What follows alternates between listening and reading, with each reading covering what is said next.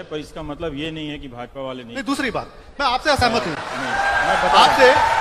मैं बता रहा हूँ आप कहते हैं कि भगत सिंह से कोई शायद बड़ा नेता मिलने नहीं गया। प्रधानमंत्री एक सेकंड, अरुंधति रॉय का एक इंटरव्यू आया, ठीक, वो किसी पाकिस्तान के रेडियो से चला था और पाकिस्तान के वेबसाइट से चला था, ऑल्ट न्यूज पे ये डॉक्यूमेंटेड है। फिर उसको उठा के भारत के खास वैचारिक समर्थकों के वेबसाइट ने उसको छापा, न्यूज बनाया, उससे कई लोगों ने उसको ट्रेंड करके ट्वीट किया। तो इसके झांसे में कोई भी पढ़ सकता है। वो जरूर चुनौती है कि बाहर के देश के लोग हम सबको लड़ा सकते हैं उस ट्वीट को करके, पर ये इतना निर्दोष व्यवस्था नहीं है। मैं बार बार कह रहा हूं, इस पिक्चर को मत भूलिए कि जिसका स्ट्रक्चर बहुत बड़ा है, जिसके पास ह्यूमन रिसोर्स बहुत बड़ा है। अगर खुद एक पार्टी का राष्ट्रीय अध्यक्ष ये कह रहे हैं कि 32 लाख लोग हमारे व्हाट्सएप पे हैं और हम कुछ भी कर सकते हैं, कि एक अफवाह फैल गई कि अखिलेश ने मुलायम को चांटा मारा, वो उदाहरण तो वही दे रहे हैं, मैंने तो नहीं दिया है। उन्हें इस तरह का, उसने इसका क्या संभव है? कोई संपूर्ण इसका नहीं, इस तरह का उदाहरण कहते हैं उन्होंने फैलाई है। मैं दूसरा कहता हूं, नहीं, उन्होंने खुद दिया है ये उदाहरण। उन्होंने कहा कि ऐसी अफवाह फैल रही है, हमने फैलाई। उन्होंने कहा कि हमारी पार्टी के जिला के लोगों ने ट्वीट किया। आप उसका बयान को ठीक से पढ़िए, मैं उसको निकाल के पढ़ा सकता हूं, मैं पढ़ा दूंगा। अब मैं वो वाली बात कहूंगी, नहीं, पॉलिटिकल पार्टी से हूं नहीं, मुझे लेना देना भी नहीं, मगर मैं ये भी कहूं, जैसे कांग्रेस के नेता कहते हैं कि जाए हमारी पार्टी तेले, वो कहीं भी जाए हमें मतलब नहीं है। मैं सच आपको बताना चाहूंगा, और पार्टी के नेता नहीं कर रहे हैं। एक सच सुनिए, आप कहते हैं कि प्रधानमंत्री एक ये इतिहास का वर्जन है कि भगत सिंह से मिलने कोई बड़ा नेता नहीं गया, या वो ये कहते हैं, जब ये कहते हैं, जब कांग्रेस कहती है कि नेहरू जी और गांधी जी के कारण आजादी मिली, जो एक इतिहास मैं भी मानता हूं उनका बहुत बड़ा योगदान था, और बिना खड़क बिना ढाल हमें आजादी मिल गई, ये हमेशा हमें पढ़ा गया। अगर भारत का प्रधानमंत्री उठ के ये बोलता है कि आजादी के अंदर नॉन वायलेंस के अलावा जो आर्म स्ट्रगल था उसका भी योगदान था, सुभाष चंद्र बोस और भगत सिंह ने भी आजादी में योगदान दिया, तो मुझे लगता है 50 साल से जो इतिहास हमें पढ़ाया गया है वो फेक न्यूज़ है। गलत इतिहास की किताब पढ़ी है, मैंने अभी कहा। तो खाली जो आपका इतिहास है कि खाली नेहरू और गांधी जी, आपने कहा कि पटेल साहब ने जब वो बंबई गए उससे पहले अपने सेक्रेटरी को बुला के कहा कि नेहरू से कितने भी मतभेद हो उनका साथ मत छोड़ना। अगर कोई व्यक्ति ये कहे कि देखिए उनके बीच में मतभेद तो थे, तो फिर उसमें फेक न्यूज कहां है? इसीलिए मैं बता रहा हूं, जो पॉलिटिकल टीका टिप्पणी है उसको फेक न्यूज की कैटेगरी में मत लेके आइए। इतिहास के वर्जन को सुनिए, आप सुनिए, अब मैं कुछ बोलना चाहूंगी। देखिए, पहली बात तो आप उस पर बात करना चाहेंगे, जो हम यहाँ पे सब बैठे जितने लोग हैं, हम सबके अंदर वो चीज है कि आप अपने अपने रुझान के हिसाब से आप तय करते हैं कि जो सामने वाला बोल रहा है वो सच है, जो सामने वाला बोल रहा है वो झूठ है। कोई जरूरी नहीं है कि जो एक व्यक्ति वो कह रहा है आप उसको उसी टाइम समझ लें, उसी टाइम जान लें और उसी को मतलब मान लें कि यही सच है। तो आप आज सारे लोग वही कर रहे हैं। मैं यही कह रहा हूँ, मुझे सामने करने में कोई दिक्कत नहीं है, क्योंकि मुझे पिटने की संभावना कहीं भी है। इतिहास को जब भी इस भावुकता से पेश किया जाए, वो हमेशा ही इतिहास नहीं होता है। कहीं भी इतिहास को अगर आप प्रोफेशनल बड़े हिस्टोरियन की किताबें पढ़ेंगे तो वो किसी का महिमा मंडन बेवजह वो नहीं करता है। राजनीतिक दल जरूर करते हैं, कांग्रेस के पोस्टर पर सरदार पटेल नहीं होंगे, इनके पोस्टर पर होंगे, वो सब करते रहते हैं।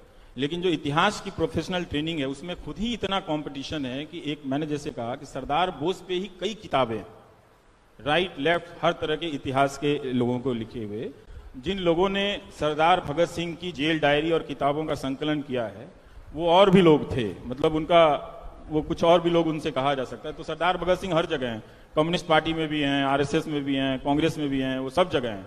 और कई बार जब जाटों का महासम्मेलन होता है तो वहां भी फोटो होता है, जैसे कुर्मी जाति का महासम्मेलन होता है, नीतीश कुमार ने किया था 2014 से पहले, तो वहां भी सरदार पटेल की तस्वीरें थी। तो हम अपने नेताओं का राजनीतिक स्तर पर अलग अलग करते हैं, लेकिन हम छात्र हैं। अगर आप में से कार्यकर्ता हैं, कोई राजनीतिक है, तो पूरा आपका अधिकार है, जो आपकी पार्टी का है वो आप मानते रहिए। लेकिन हम छात्र हैं तो हम हिस्ट्री को इस इमोशनल क्वेश्चन से अगर आप देखने लगेंगे तो यही है, वो फेक न्यूज, फेक इमोशनैलिटी के ट्रैप में फंसेंगे और फिर तालियां बजाएंगे। और जो आप देखिए कितना आसान है, ताली आपने इनके लिए भी बजा दी, वही जनता मेरे लिए भी बजा दी। तो प्लीज मत कीजिए ये काम, प्लीज रैशनैलिटी को लाइए, तार्किकता को लाइए, थोड़ा सा समझिए हमने क्या कहा, इन्होंने क्या कहा, खुद परखिए। मैं बार बार कह रहा हूं कि किसी पे आंख बंद करके भरोसा मत कीजिए, थोड़ा मेहनत कीजिए, आपको पता चलेगा कि कहां क्या नाइंसाफी हुई है, कहां क्या कुछ हुआ है। खुद भी सोचिए कि क्या आप इन नफरत की बातों से, फेक न्यूज की बातों के हटा के क्या आप किसी नेता को पसंद नहीं कर सकते हैं? आप इतने कमजोर कब हो गए, है ना? तो एक बात ये सोचिए। दूसरी बात, पूरी तरह से सहमत हूं और ये करना चाहिए, आपको करना है, क्योंकि ये लड़ाई जो है आप पे कब्जा करने की लड़ाई है, ठीक? न्यूज चैनल जरा सावधानी से देखा कीजिएगा, वरना कब आप दंगाई बन जाएंगे आपको पता नहीं चलेगा। बिल्कुल सही। आप एक गणेश शंकर विद्यार्थी जी का कोट है, तब कांग्रेस की सरकार नहीं थी और तब मीडिया की सरकार नहीं थी, बीजेपी की सरकार नहीं थी और मीडिया की भी सरकार नहीं थी, और ये अच्छा स्लिप ऑफ टंग था। लेकिन देखिएगा कि लोकतंत्र इतिहास में कई बार खतरे में पड़ा है और कई बार उभर कर भी आया है। तो ये एकदम इस बात के लिए तैयार रहना चाहिए कि कभी भी आपकी जरा सी गफलत से आपका लोकतंत्र बर्बाद हो सकता है, आपके योगदान से। तो और मीडिया किस तरह का खेल करता है कि पहला एडिटोरियल है उनका प्रताप साहब का, प्रताप अखबार में जो कानपुर से निकला था, गणेश शंकर विद्यार्थी का, वो लिख रहे हैं, वैसे अभी यहां पूरा अंधकार नहीं हुआ है किंतु लक्षण वैसे ही दिखते हैं। ये 1913 है। इसके बाद यहाँ के समाचार पत्र भी मशीन के समान हो जाएंगे और उनमें काम करने वाले पत्रकार मशीन के पुर्जे। इसके फलस्वरूप ना व्यक्तित्व रहेगा और ना ही सत्य असत्य का अंतर। कितने महान व्यक्ति थे। अन्याय के विरुद्ध डर जाने और अन्याय के विरुद्ध लड़ जाने और न्याय के लिए आफतों के बुलाने की चाह नहीं रहेगी। आप इतने कमजोर हो जाएंगे। जैसे आप पूछते हैं ना, आप इतना कैसे बोल लेते हो, ये सवाल ही आपको बताता है कि आप एक नागरिक के रूप में समाप्त हो चुके हैं। सरकारों ने आपको डराकर समाप्त कर दिया है। तो ऐसा सवाल कभी किसी से मत पूछिएगा। ये कहिएगा मैं जितना नहीं डरती हूं उससे कम तुम क्यों डरते हो, ये सवाल पूछा कीजिए। तो ये लिख रहे हैं कि सिर्फ रह जाएगा खींची हुई लकीरों पर चलना। ये गणेश शंकर विद्यार्थी जी का कथन है। तो हमको याद रखना चाहिए, भारत के टेलीविजन को, खासकर हिंदी अखबारों को, हिंदी टेलीविजन को बहुत ही सावधानी से देखिए। अगर जरा सी चूक आपने की तो आप जिन महान लोगों की कुर्बानियों पे, उनकी मूर्तियों पे शान करते हैं, उनकी शान में आप गुस्ताखी कर देंगे।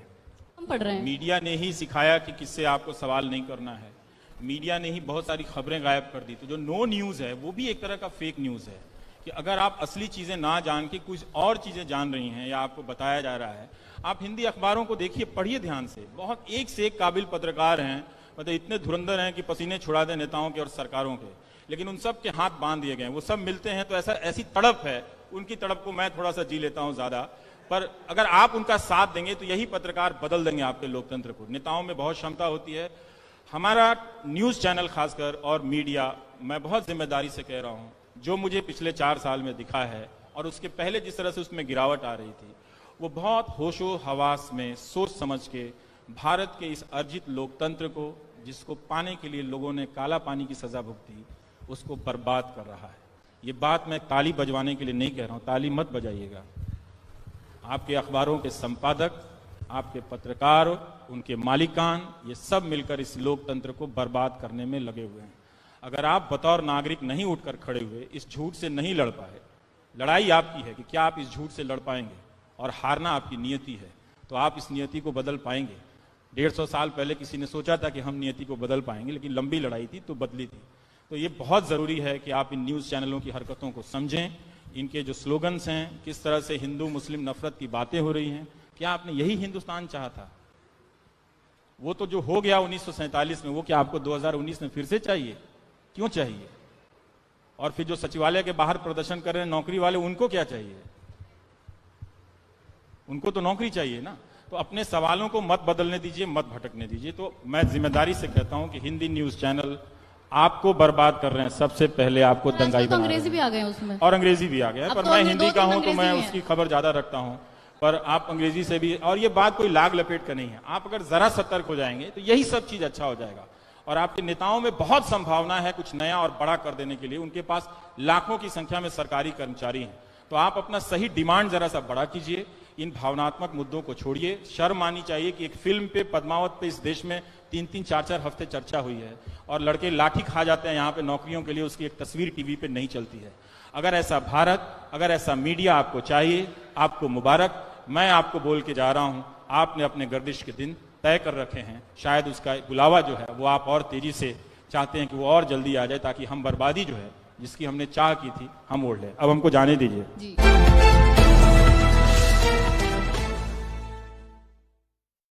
और बड़ा कर देने के लिए उनके पास लाखों की संख्या में सरकारी कर्मचारी हैं। तो आप अपना सही डिमांड जरा सा बड़ा कीजिए।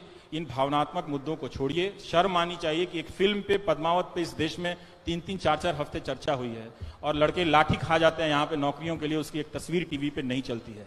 अगर ऐसा भारत, अगर ऐसा मीडिया आपको चाहिए, आपको मुबारक। मैं आपको बोल के जा रहा हूं, आपने अपने गर्दिश के दिन तय कर रखे हैं। शायद उसका बुलावा जो है वो आप और तेजी से चाहते हैं कि वो और जल्दी आ जाए, ताकि हम बर्बादी जो है जिसकी हमने चाह की थी हम ओढ़ लें। अब हमको जाने दीजिए। जी।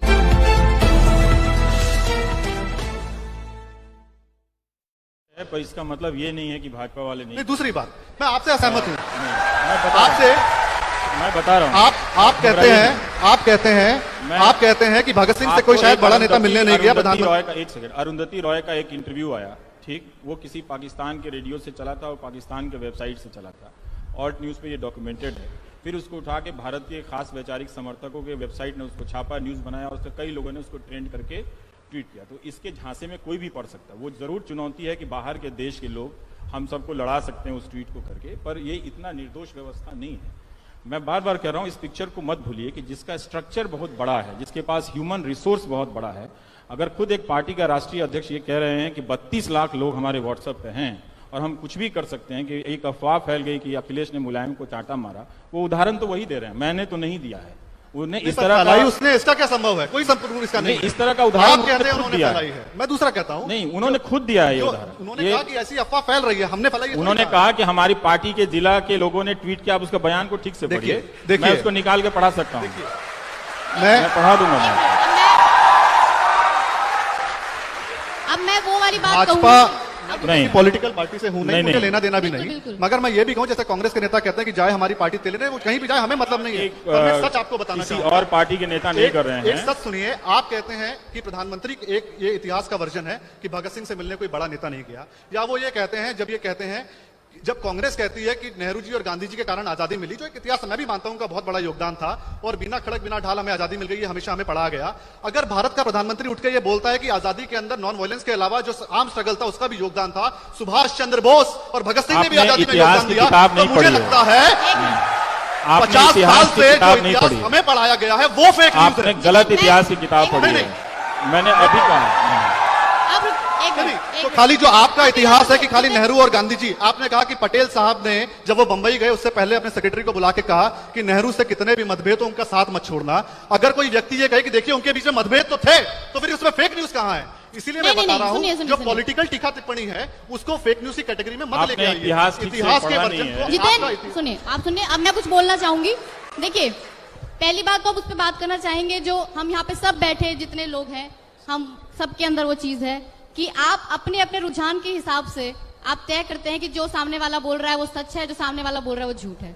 कोई जरूरी नहीं है कि जो एक व्यक्ति वो कह रहा है आप उसको उसी टाइम समझ लें, उसी टाइम जान लें और उसी को मतलब मान लें कि यही सच है। तो आप वो आज सारे लोग वही कर रहे हैं। मैं यही कह रहा हूं, मुझे सामने कहने में कोई दिक्कत नहीं है, क्योंकि मुझे पिटने की संभावना कहीं भी है। इतिहास को जब भी इस भावुकता से पेश किया जाए, वो हमेशा ही इतिहास नहीं होता है। कहीं भी इतिहास को अगर आप प्रोफेशनल बड़े हिस्टोरियन की किताबें पढ़ेंगे तो वो किसी का महिमा मंडन बेवजह वो नहीं करता है। राजनीतिक दल जरूर करते हैं, कांग्रेस के पोस्टर पर सरदार पटेल नहीं होंगे, इनके पोस्टर पर होंगे, वो सब करते रहते हैं।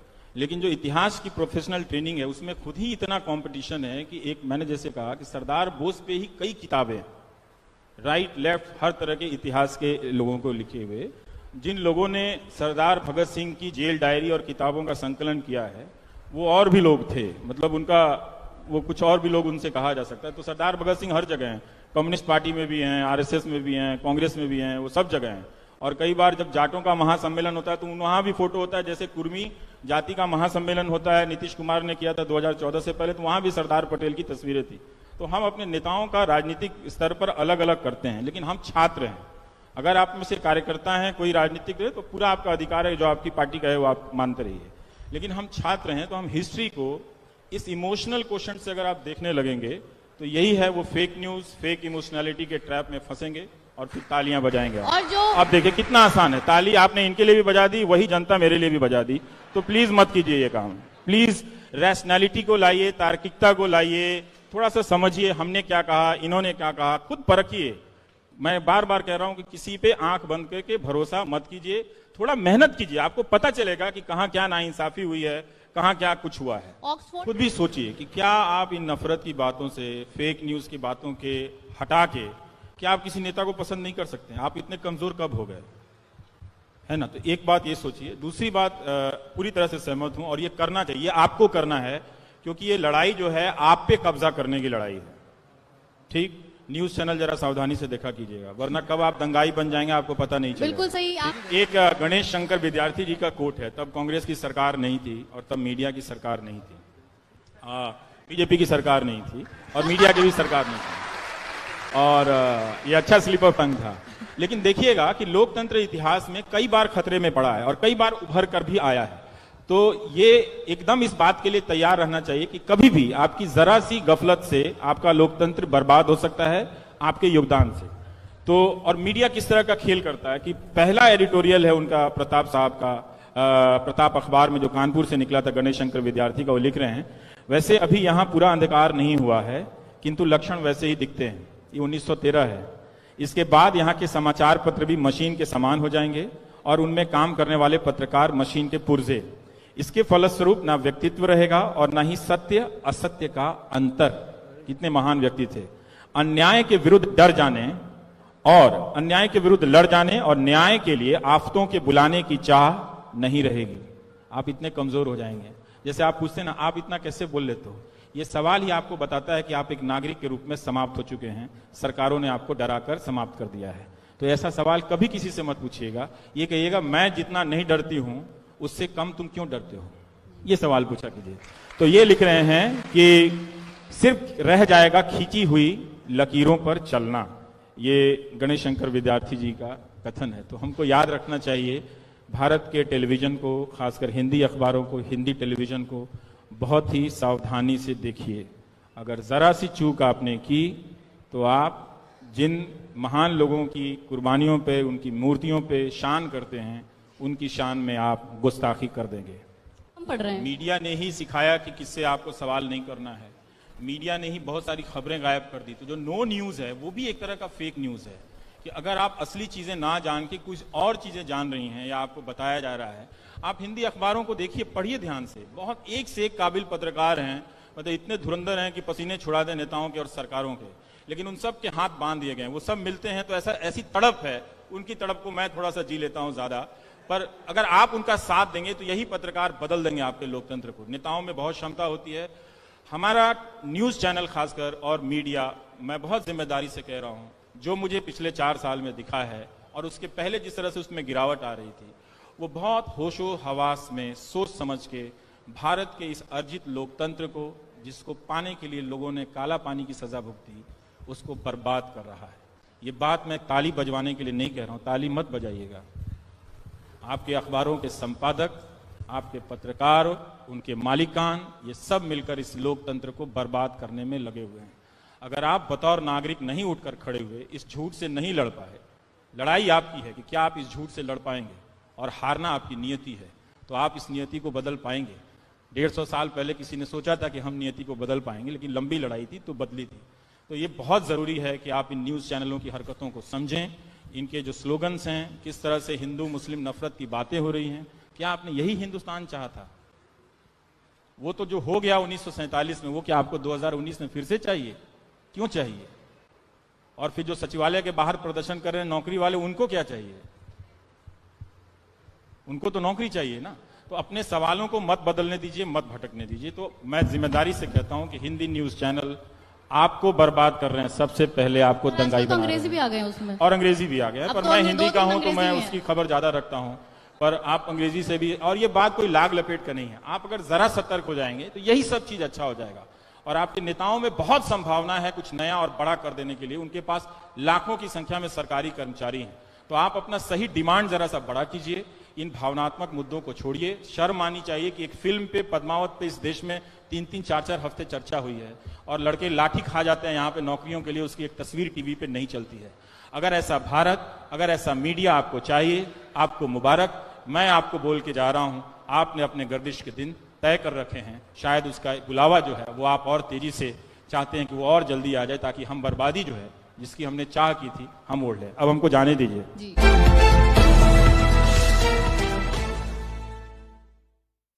पर इसका मतलब ये नहीं है कि भाजपा वाले नहीं। दूसरी बात, मैं आपसे असहमत हूं। मैं बता रहा हूं। आप कहते हैं कि भगत सिंह से कोई शायद बड़ा नेता मिलने नहीं गया प्रधानमंत्री। एक सेकंड, अरुंधति रॉय का एक इंटरव्यू आया, ठीक, वो किसी पाकिस्तान के रेडियो से चला था और पाकिस्तान के वेबसाइट से चला था, ऑल्ट न्यूज पे ये डॉक्यूमेंटेड है। फिर उसको उठा के भारत के खास वैचारिक समर्थकों के वेबसाइट ने उसको छापा, न्यूज बनाया, उससे कई लोगों ने उसको ट्रेंड करके ट्वीट किया। तो इसके झांसे में कोई भी पढ़ सकता है। वो जरूर चुनौती है कि बाहर के देश के लोग हम सबको लड़ा सकते हैं उस ट्वीट को करके, पर ये इतना निर्दोष व्यवस्था नहीं है। मैं बार बार कह रहा हूं, इस पिक्चर को मत भूलिए कि जिसका स्ट्रक्चर बहुत बड़ा है, जिसके पास ह्यूमन रिसोर्स बहुत बड़ा है, अगर खुद एक पार्टी का राष्ट्रीय अध्यक्ष ये कह रहे हैं कि 32 लाख लोग हमारे व्हाट्सएप पे हैं और हम कुछ भी कर सकते हैं, कि एक अफवाह फैल गई कि अखिलेश ने मुलायम को चांटा मारा, वो उदाहरण तो वही दे रहे हैं, मैंने तो नहीं दिया है। उन्हें इस तरह का, उसने इसका क्या संभव है? कोई संपूर्ण इसका नहीं, इस तरह का उदाहरण आप कहते हैं उन्होंने फैलाई है। मैं दूसरा कहता हूं, नहीं, उन्होंने खुद दिया है ये उदाहरण। उन्होंने कहा कि ऐसी अफवाह फैल रही है, हमने फैलाई है। उन्होंने कहा कि हमारी पार्टी के जिला के लोगों ने ट्वीट किया। आप उसका बयान को ठीक से पढ़िए, मैं उसको निकाल के पढ़ा सकता हूं, मैं पढ़ा दूंगा।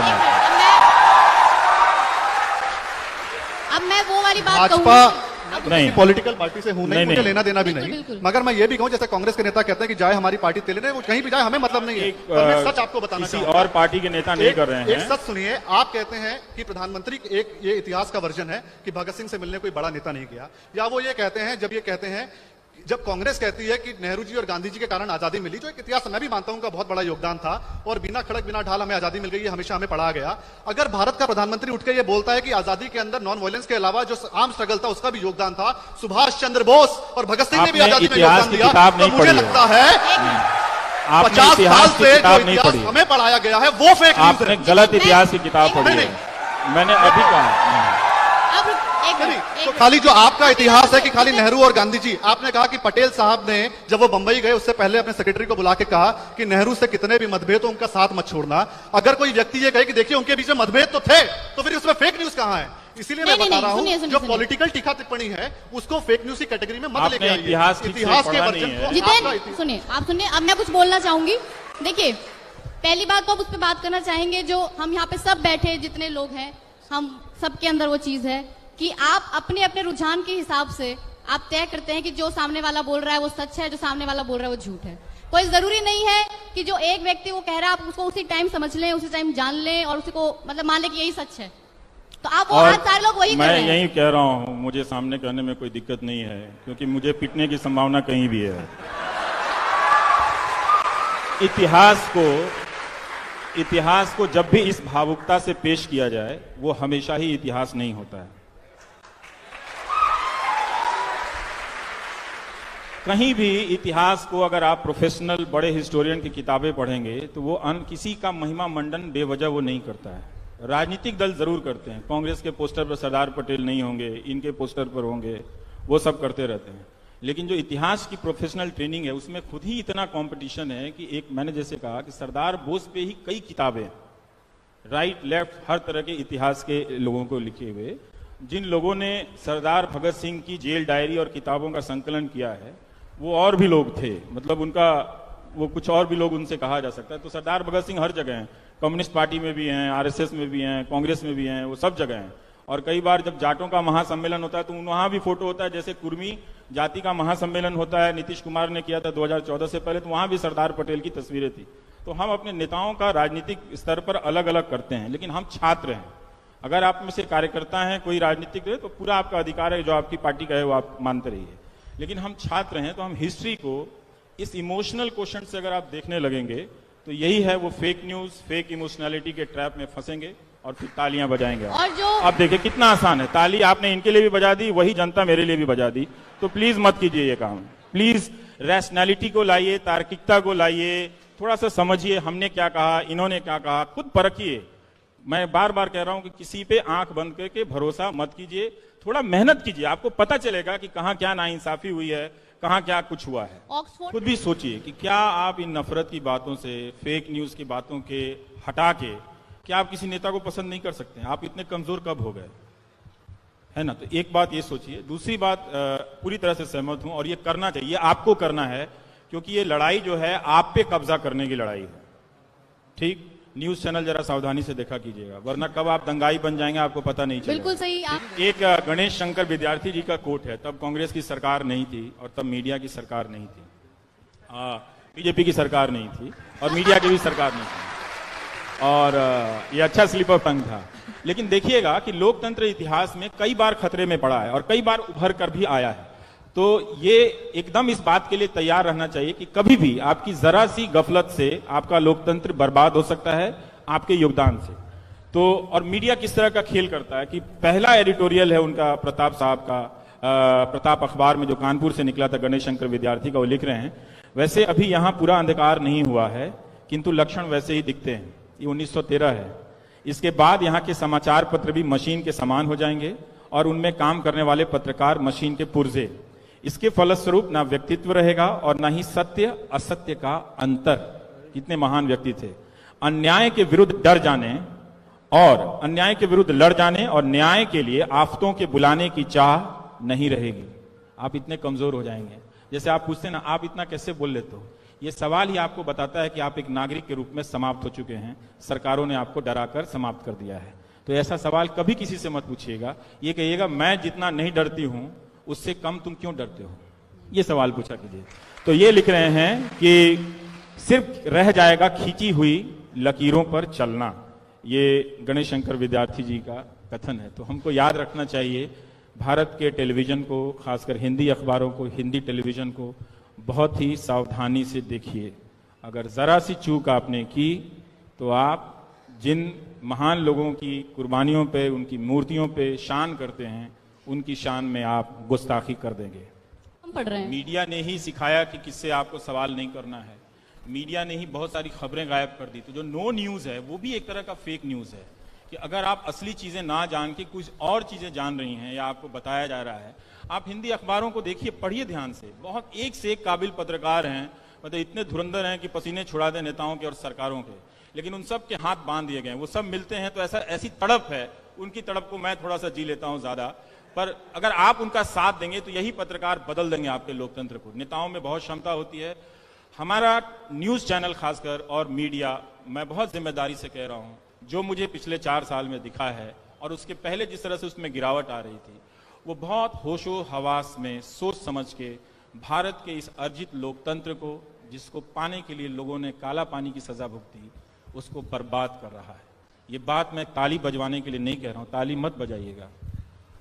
आपके अखबारों के संपादक, आपके पत्रकार, उनके मालिकान, ये सब मिलकर इस लोकतंत्र को बर्बाद करने में लगे हुए हैं। अगर आप बतौर नागरिक नहीं उठकर खड़े हुए, इस झूठ से नहीं लड़ पाए, लड़ाई आपकी है कि क्या आप इस झूठ से लड़ पाएंगे, और हारना आपकी नियति है, तो आप इस नियति को बदल पाएंगे। 150 साल पहले किसी ने सोचा था कि हम नियति को बदल पाएंगे, लेकिन लंबी लड़ाई थी तो बदली थी। तो ये बहुत जरूरी है कि आप इन न्यूज चैनलों की हरकतों को समझें, इनके जो स्लोगन्स हैं, किस तरह से हिंदू मुस्लिम नफरत की बातें हो रही हैं। क्या आपने यही हिंदुस्तान चाहा था? वो तो जो हो गया 1947 में, वो क्या आपको 2019 में फिर से चाहिए? क्यों चाहिए? और फिर जो सचिवालय के बाहर प्रदर्शन कर रहे हैं नौकरी वाले, उनको क्या चाहिए? उनको तो नौकरी चाहिए ना।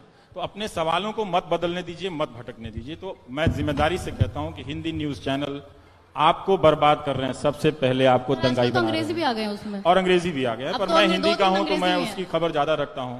पर आप अंग्रेजी से भी, और ये बात कोई लाग लपेट का नहीं है। आप अगर जरा सतर्क हो जाएंगे तो यही सब चीज अच्छा हो जाएगा।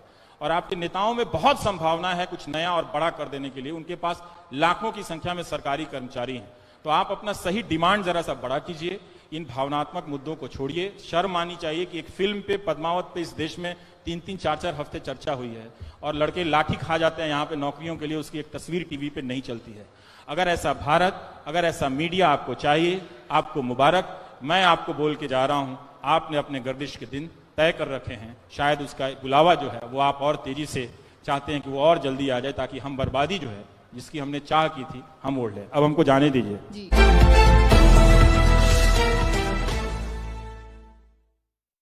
पर इसका मतलब ये नहीं है कि भाजपा वाले नहीं। दूसरी बात, मैं आपसे असहमत हूं। मैं बता रहा हूं। आप कहते हैं कि भगत सिंह से कोई शायद बड़ा नेता मिलने नहीं गया प्रधानमंत्री। एक सेकंड, अरुंधति रॉय का एक इंटरव्यू आया, ठीक, वो किसी पाकिस्तान के रेडियो से चला था और पाकिस्तान के वेबसाइट से चला था। ऑल्ट न्यूज पे ये डॉक्यूमेंटेड है फिर उसको उठा के भारत के खास वैचारिक समर्थकों के वेबसाइट ने उसको छापा, न्यूज बनाया, और उसके कई लोगों ने उसको ट्रेंड करके ट्वीट किया। तो इसके झांसे में कोई भी पड़ सकता है। वो जरूर चुनौती है कि बाहर के देश के लोग हम सबको लड़ा सकते हैं उस ट्वीट को करके, पर ये इतना निर्दोष व्यवस्था नहीं है। मैं बार बार कह रहा हूं, इस पिक्चर को मत भूलिए कि जिसका स्ट्रक्चर बहुत बड़ा है, जिसके पास ह्यूमन रिसोर्स बहुत बड़ा है, अगर खुद एक पार्टी का राष्ट्रीय अध्यक्ष ये कह रहे हैं कि 32 लाख लोग हमारे व्हाट्सएप पे हैं और हम कुछ भी कर सकते हैं, कि एक अफवाह फैल गई कि अखिलेश ने मुलायम को चांटा मारा, वो उदाहरण तो वही दे रहे हैं, मैंने तो नहीं दिया है। उन्हें इस तरह का, उसने इसका क्या संभव है? कोई संपूर्ण इसका नहीं, इस तरह का उदाहरण आप कहते हैं खुद उन्होंने दिया फैलाई है। मैं दूसरा कहता हूं, नहीं, उन्होंने खुद दिया है ये उदाहरण। उन्होंने कहा कि ऐसी अफवाह फैल रही है, हमने फैलाई है। उन्होंने कहा कि हमारी पार्टी के जिला के लोगों ने ट्वीट किया। आप उसका बयान को ठीक से पढ़िए, मैं उसको निकाल के पढ़ा सकता हूं, मैं पढ़ा दूंगा। अब मैं वो वाली बात भाजपा नहीं, पॉलिटिकल पार्टी से हूं नहीं, मुझे लेना देना भी बिल्कुल, नहीं, बिल्कुल। मगर मैं ये भी कहूं, जैसे कांग्रेस के नेता कहते हैं कि जाए हमारी पार्टी तेले रहे, वो कहीं भी जाए हमें मतलब नहीं है। पर मैं सच आपको बताना किसी चाहूंगा, और पार्टी के नेता नहीं कर रहे हैं। एक सच सुनिए, आप कहते हैं कि प्रधानमंत्री एक ये इतिहास का वर्जन है कि भगत सिंह से मिलने कोई बड़ा नेता नहीं गया, या वो ये कहते हैं, जब ये कहते हैं, जब कांग्रेस कहती है कि नेहरू जी और